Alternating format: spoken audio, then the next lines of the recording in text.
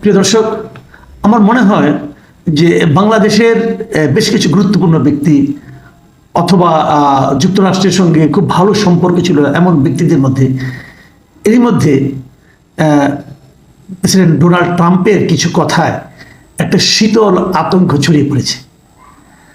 কেন মনে হলো যে গতকালকে যুক্তরাষ্ট্রে ওয়াশিংটনের হোয়াইট হাউসে প্রেসিডেন্ট ট্রাম্প তাদের যে বিভিন্ন অঙ্গরাজ্যের যে গভর্নর যারা আছেন, গভর্নরদের একটা সমাবেশে বক্তৃতা দিচ্ছিলেন এবং সেই বক্তৃতা দেওয়ার সময় তারা যে নানাভাবে ব্যয় সংকোচন করছে, যুক্তরাষ্ট্রের মানুষের ট্যাক্সের টাকা বিদেশে যে নানাভাবে ব্যয় করা হতো সেগুলো তো উনি গত কয়েকদিন ধরে আপনারা শুনছেন যে এগুলি তারা ব্যয় সংকোচন করছেন।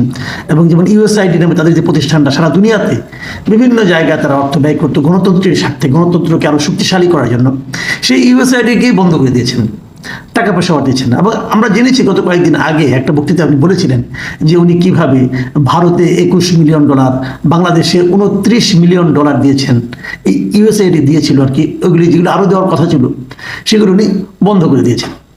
এবং এই গভর্নরদের সমাবেশে উনি এমন কিছু কথা বলেছেন যা নাকি আমাদের জন্য রীতিমতো তাৎপর্যপূর্ণ, এবং এটা নিয়ে আমার ধারণা আগামী দুদিন খুব আলোচনাও হবে। লোকে খুঁজে বেড়াবে লোকগুলোকে। আমি একটু বলি ডিটেল, আমি অত নিজের ব্যাখ্যায় না যে প্রেসিডেন্ট কি বলেছেন সেগুলো আপনাদের একটু আমি শোনাই। আমি ওনার ভিডিওটা দেখেছি, আমার ধারণা এই ভিডিওটা এরই মধ্যে আপনাদের অনেকের কাছে পৌঁছে গেছে।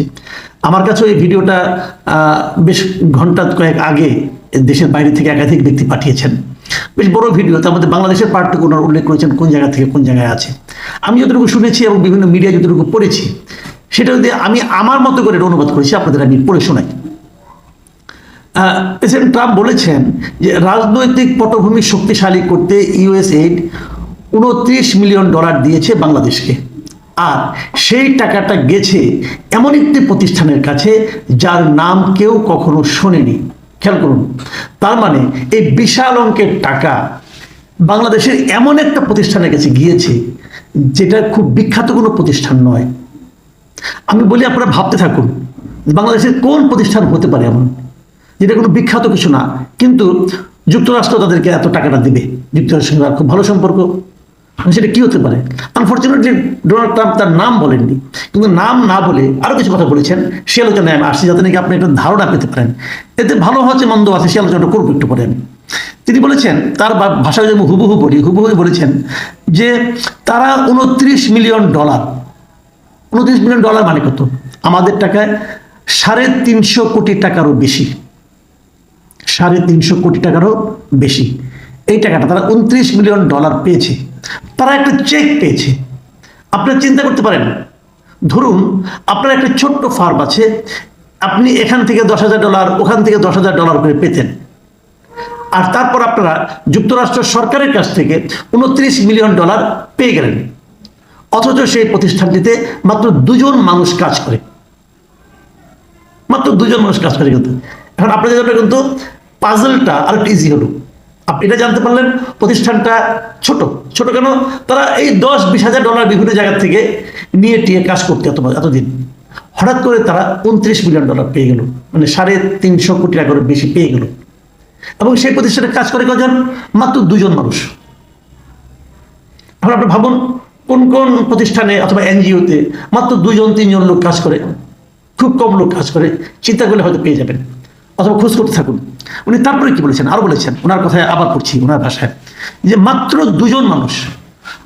আমার তো মনে হয় তারা এখন খুবই খুশি, তারা হঠাৎ করে বিরাট ধনী হয়ে গেছে এমন বিশাল প্রতারণার মাধ্যমে অর্জনের জন্য। আমার তো মনে হয় শিগগিরই খুব ভালো একটা অর্থনৈতিক বিষয়ক ম্যাগাজিনের প্রচ্ছদে তাদের ছবি ছাপা হবে। এটা কিন্তু উনি ফান করে বলেছেন আর কি, যে এত টাকা হঠাৎ করে পেয়ে গেছে, হঠাৎ করে তারা এত বড় লোক হয়ে গেছে। এখন তাদের নিয়ে তো যে কোনো একটা ম্যাগাজিন, বিশেষ করে ফিনান্সিয়াল ম্যাগাজিন যেগুলো আছে, তারা তো তাদেরকে নিয়ে কভার স্টোরি করতেই পারে। এই জিনিসটাই কিন্তু ইঙ্গিত করেছেন। এখন কথা এই পর্যন্ত বক্তব্য, ওনার বক্তব্য। এখন প্রশ্নটা হলো যে টাকাটা পেয়েছেন কোন খাতে, এটা কিন্তু একটু জানা দরকার আপনাদের। আপনারা যদি ডেমোক্রেসি ইন্টারন্যাশনাল ওয়েবসাইটে যান, সেখানে দেখবেন যে বাংলাদেশের রাজনৈতিক পটভূমি শক্তিশালীকরণ প্রোগ্রামের জন্য মূলত এই অনুদানটা দিয়েছে ইউএসআইডি এবং ডিএফআইডি, এই 2টা প্রতিষ্ঠানে কিন্তু এই অনুদানটা দিয়েছে।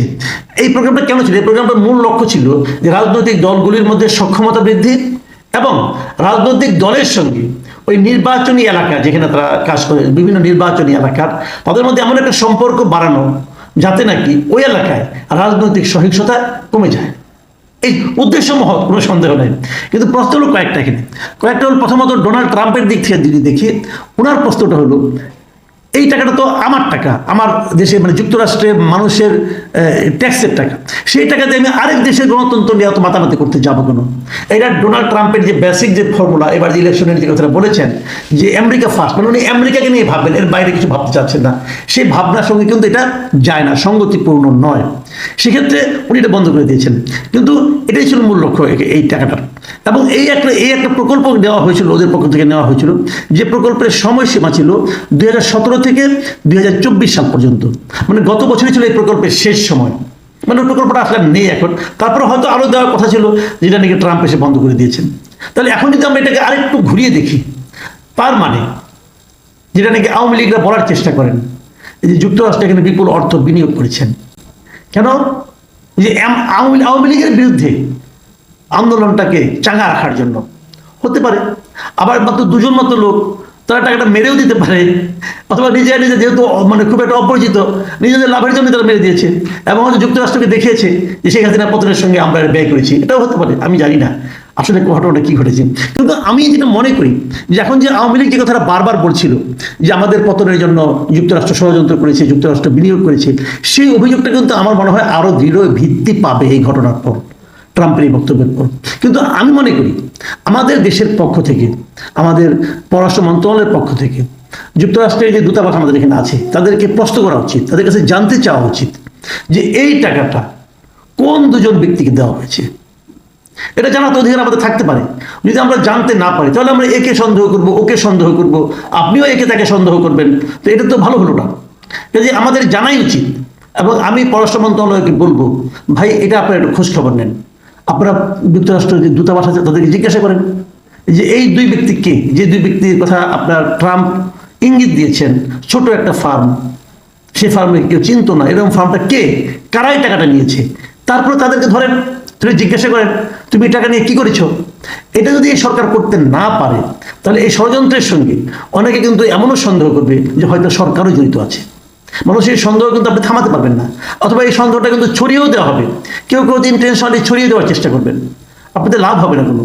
কারণ এই বড় ট্রান্সপারেন্সি স্বার্থে হলো আপনাদের এই খবরটা নেওয়া উচিত। তারা কি নেবেন? আমরা বরং অপেক্ষা করি দুদিন, দেখি কি হয়। প্রিয় দর্শক, এখন এই পর্যন্তই। আল্লাহ হাফিজ।